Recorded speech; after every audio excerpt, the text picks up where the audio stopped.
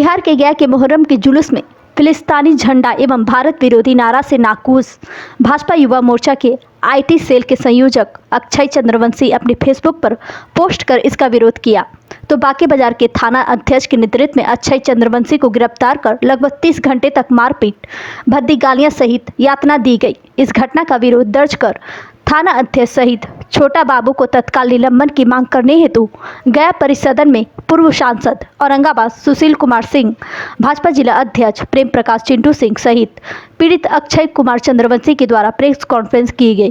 Press conference में सुशील कुमार सिंह ने कहा कि अगर अक्षय चंद्रवंशी गलत पोस्ट किया था तो कानून के तहत सजा का प्रावधान न्यायालय में है, लेकिन जिस तरह से थाना अध्यक्ष के द्वारा अक्षय चंद्रवंशी को यातना एवं भद्दी भद्दी गालियां, मारपीट और भाजपा नेताओं एवं संघ के नेताओं के प्रति भद्दी भद्दी भाषा का प्रयोग करना एवं अक्षय चंद्रवंशी को कहा कि तुम्हारा बाप लगता है, सारा हिंदुस्तान के ठेकेदार तुम ही लोग हो।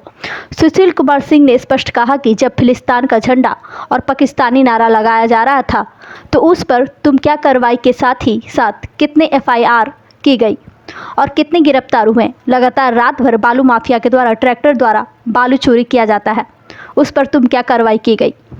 जिला प्रशासन से अविलंब मांग करते हुए अविलंब थाना अध्यक्ष एवं संलिप्त छोटा बाबू को निलंबित कर विभागीय कार्रवाई की जाए, अन्यथा पार्टी के द्वारा चरणबद्ध आंदोलन करने के लिए मजबूर होंगे।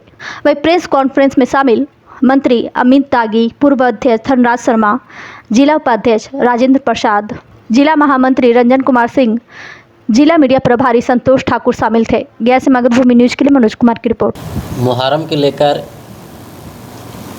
एक देखते हुए देखें, बांके बाजार हो, सरघाटी हो, हम जब देख रहे हैं उन लोग पाकिस्तान जिंदाबाद और अब फिलिस्तीनी झंडा लेके सगरों घूर रहे हैं, तो हमसे नहीं रहल गया तो उसी अभाव में हमें लिख दिए।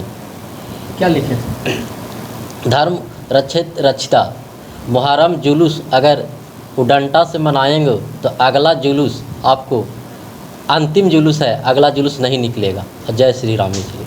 इसी को लेकर पुलिस, हाँ, और इसी के लेकर इसके बाद पुलिस आया, हमको बांके बाजार में थे और बांके बाजार से पकड़ा छोटा बाबू सिविल ड्रेस में और ले जाकर वहाँ क्या बताएं ऐसा ऐसा गंदा गाली दिया, माई बहन सब कर दिया।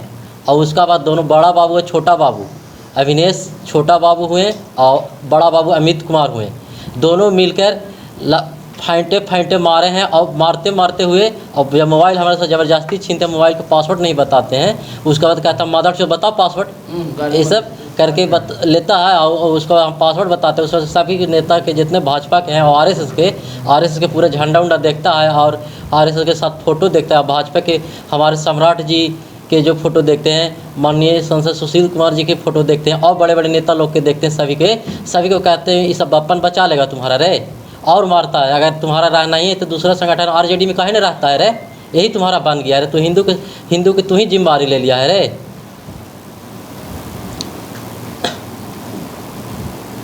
हाँ, थाने में हाजत में भी डाला और उसके बाद और तरह तरह के गाली गुप्ता पूरे जो कर रहा है वहाँ से, और थाने से ले जाता है 10 बजे रात के सरघाटी, और सरघाटी में जब ले जाता, जब हमारे गार्जियन ये सब पूरे जितना भाजपा कार्यकर्ता लोग जब पहुँचते हैं 5 बजे थाने पास, तो बड़ा बाबू से बात करता है छोटा बाबू से, तो उन लोग बताते नहीं हैं कि हमका रिक्स ले ले हैं कहाँ है काना से।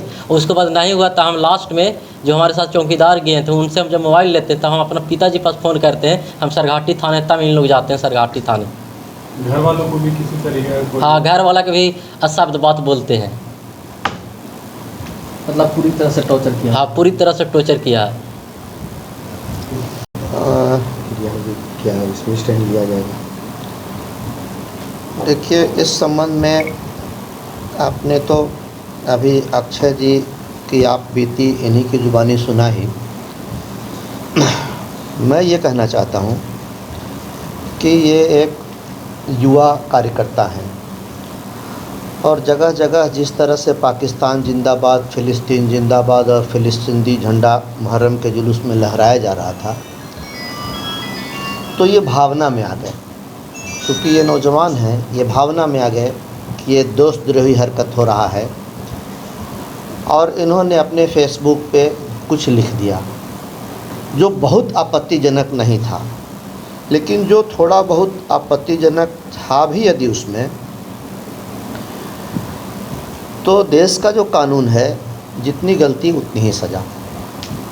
मैं मानता हूँ कि हमारे कार्यकर्ता से थोड़ी बहुत गलती हुई, जिसको इस रूप में लिया गया कि ये धमकी देना हुआ और आईटी एक्ट में इसके ऊपर ये कार्रवाई हो सकती है, ठीक है। लेकिन 2-3 बातें जो हाईली ऑब्जेक्शनेबल है। नंबर 1, 24 घंटे के अंदर किसी भी व्यक्ति को अगर आप गिरफ़्तार करते हैं तो प्राथमिकी दर्ज करके उनको कोर्ट के सामने आपको प्रोड्यूस कर देना है। 24 घंटा इसके लिए मैक्सिमम समय है। लेकिन जब 26 घंटा होता है, अक्षय जी को ना तो छोड़ा जाता है, ना तो इनको सेंटअप किया जाता है, ना तो इनको चालान किया जाता है। तो मैंने बांके बाज़ार के थाना प्रभारी से बात की और उनसे मैंने केवल इतना ही पूछा कि जिस मामले में इनका डिटेंशन हुआ है या अरेस्टिंग हुई है, उसका एफआईआर का नंबर क्या है। नंबर वो नहीं बताए, चूँकि एफआईआर उस समय तक संभवतः हुआ ही नहीं था। बाद में यदि जो एफआईआर इन लोगों ने किया है वो बैकडेटिंग किया होगा, हो सकता है। लेकिन यदि एफआईआर हुआ रहता, उनको एफआईआर का नंबर मालूम होता तो साफ साफ बताते कि एफआईआर हुआ है, इसमें नंबर ये है, उस पर ये कार्रवाई हुई है। तो पहली बात तो ये है कि उन्होंने कानून का उल्लंघन किया। दूसरी बात यह है कि जिस तरह से इनको प्रताड़ित किया गया, अपमानित किया गया, और केवल इन्हीं को नहीं किया गया, हमारी पार्टी के का नाम लेकर गाली दिया गया, हमारे नेताओं का नाम लेकर गाली दिया गया और ये कहा गया कि बुलाओ अपने बाप को, कौन बाप तुम्हें बचाएगा। तो ये सारी चीज़ें बहुत ही आपत्तिजनक है और हम लोग इसका कड़े शब्दों में विरोध करते हैं। अभी आप लोगों के माध्यम से हम गया पुलिस प्रशासन तक इस बात को पहुंचाना चाहते हैं, सरकार तक इस बात को हम पहुंचाएंगे और यदि कुछ नहीं हुआ तो हम लोग आगे का रास्ता भी अख्तियार करेंगे कि विरोध किस रूप में करना है। इसी बांके बाज़ार थाने में और बगल में रोशनगंज थाना है, जो दोनों थाने नदी के किनारे हैं, वहाँ प्रतिदिन रात भर बालू की चोरी हो रही है। रात भर ट्रैक्टर चलता है और पर ट्रिप 1000 या 2000 थाने से बंधा हुआ है। ये बांके बाज़ार की पुलिस को नहीं दिखता है। एक नौजवान से थोड़ी सी गलती हो गई, मैं उस गलती को मानता हूँ कि हाँ, जो इन्होंने लिखा हो सकता है कि वो आपत्तिजनक हो, जिसको इन लोगों ने कहा कि ये तो धमकी देना हुआ और आईटी एक्ट में ये प्रोविज़न है, तो उसमें आप इतना सख्त हो गए। मैं गया पुलिस प्रशासन से एकरूपता और निष्पक्षता की मांग करता हूँ कि यदि आप सख्त हैं, यदि कानून का पालन करने का दावा आप करते हैं, तो आप जहाँ जो गलती हुई है सब पे कार्रवाई करिए। पूरे गया ज़िले में जो मुहर्रम के अवसर पर जगह जगह फ़िलिस्तीन का झंडा लहराया गया, भारत विरोधी नारे लगाए गए, पाकिस्तान जिंदाबाद का नारा लगाया गया, लेकिन मात्र मेरी जानकारी में एक जगह शेरघाटी थाने में केवल प्राथमिकी दर्ज हुई है, बाकी कहीं नहीं हुआ। तो क्या ये आपत्तिजनक नहीं है? मैं यहाँ की पुलिस से ये पूछना चाहता हूँ, गाली देना क्या सही था? अपमानित करना, प्रताड़ित करना क्या उचित है? आज से 1 साल पहले मुहर्रम के अवसर पर बोधी बीघा गाँव में, बोधी बीघा थाने के अंदर बलिया गांव में निर्माणाधीन मंदिर के शिवलिंग पर एक धर्म विशेष के लोग, जो लोग मुहर्रम का जुलूस निकाले हुए थे, उन लोगों ने पेशाब किया। जब इस बात को लेकर वहाँ तनाव बढ़ा तो उल्टा हिंदुओं के ऊपर ही कार्रवाई की गई और 80 वर्ष के एक अत्यंत बीमार आदमी जिनका नाम लक्ष्मण प्रजापत है, उनको गिरफ्तार करके ले जाया गया और उनको भी 24 घंटे के बाद, हम लोगों के बहुत कहने सुनने के बाद कि वो बीमार हैं, 80 साल से ज़्यादा उनकी उम्र है, वो कहाँ से दंगाई हो सकते हैं, तब जाकर उनको छोड़ा गया था। तो ये सब अब नहीं चलने वाला है। हम लोगों ने मन बना लिया है कि हम इसका विरोध करेंगे, कड़ा विरोध करेंगे और हर स्तर पर विरोध करेंगे। कानून का पालन हो ये हम चाहते हैं, लेकिन निष्पक्षता के साथ हो और एकरूपता के साथ हो। दूसरा कोई कानून तोड़ता है, ना तो आपकी नींद टूटती है, ना तो आपका आँख खुलता है, न आपको इसकी चिंता होती है, और किसी हिंदू नौजवान से कोई छोटी मोटी गलती हो जाती है उस पर आप इतना सख्त हो जाते हैं। सख्त होते हैं, ठीक है, आपने अपनी ड्यूटी की, आपने अपना कर्तव्य निभाया, तो उस मामले में भी आप अपनी ड्यूटी करिए, अपना कर्तव्य निभाइए। हम ये चाहते हैं। हम अत्याचार को सहें और उसके विरोध में आवाज़ नहीं उठाएं, और ना ही हम लोगों को कहीं से ये मनाही है कि अत्याचार सहते रहिए।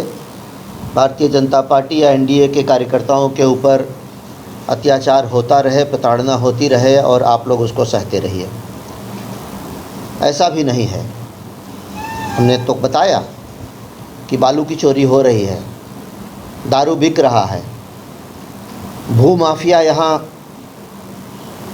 कानून को धता बताते हुए अपना काम कर रहे हैं, तो कार्रवाई उनके ऊपर भी तो होना चाहिए। एक छोटे से कार्यकर्ता को आपने प्रताड़ित किया, 30 घंटा उनको हिरासत में रखा। भाई किस कानून के तहत आप 30 घंटा हिरासत में रखते हैं? आज 4 बजे उनकी अरेस्टिंग या डिटेंशन होता है, अगले दिन आप 8 साढ़े 8 बजे रात को छोड़ते हैं। ये 24 और 28 29 घंटा आप किस कानून के तहत रखते हैं? अगर इनको जेल ही भेजना था, चालान ही करना था, इनको सेंटअप ही करना था, तो 24 घंटे के अंदर आपको ये कार्रवाई कर देनी चाहिए थी। इन्होंने जो एफआईआर किया है, 3 सेक्शन 3 धाराएं लगी हैं इसमें। एक है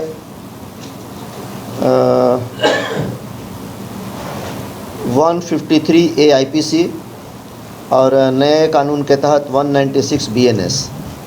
दूसरा है 299 BNS, पुराने कानून के अनुसार 295A IPC, और तीसरा है 351(2) BNS, पुराने कानून के अनुसार 506 IPC। तीनों धाराओं में एक में 3 साल और बाकी 2 में 2-2 साल की सज़ा है। इनका कोई क्रिमिनल रिकॉर्ड नहीं है। अक्षय चंद्रवंशी जी का कोई क्रिमिनल रिकॉर्ड नहीं है कि आदमी अपराधी है, पहले से इस पे हत्या, अपहरण, बलात्कार या किसी भी चीज़ का मुकदमा हो। ये इनके जीवन की पहली गलती हुई, तो इनको ये सेक्शन अवेलेबल है जिसमें 7 साल से कम की सज़ा होती है, वो धारा जमानती होता है, सेक्शन अवेलेबल होता है, और 41A का लाभ इनको मिलना चाहिए था। लेकिन जिस तरह से पुलिस ने एक मतलब प्रिजुडिस होके, एक भावना के तहत, एक पार्टी के विरोध में, जैसे आपने इनकी आप बीती सुनी ही कि उसको कहा कि तुमको राजनीति करना ही है तो तुम आरजेडी की राजनीति क्यों नहीं करता है? हिंदू का ठेकेदार तुम बना है, बुलाओ अपने बाप को, कहाँ गए तुम्हारे बाप, कौन बचाता है तुम? ये प्रमाणित करता है कि वो आदमी कहीं से भी थानाध्यक्ष जैसे जिम्मेवार के पद पर रहने के लायक नहीं है। मैं गया जिला प्रशासन से मांग करता हूं कि इसकी जांच करे, और कम से कम उसका सस्पेंशन हम मांगते हैं, कम से कम, वरना आगे हम लोग आगे बढ़ने को और आगे विरोध करने को हम लोग मजबूर होंगे, हम लोग करेंगे।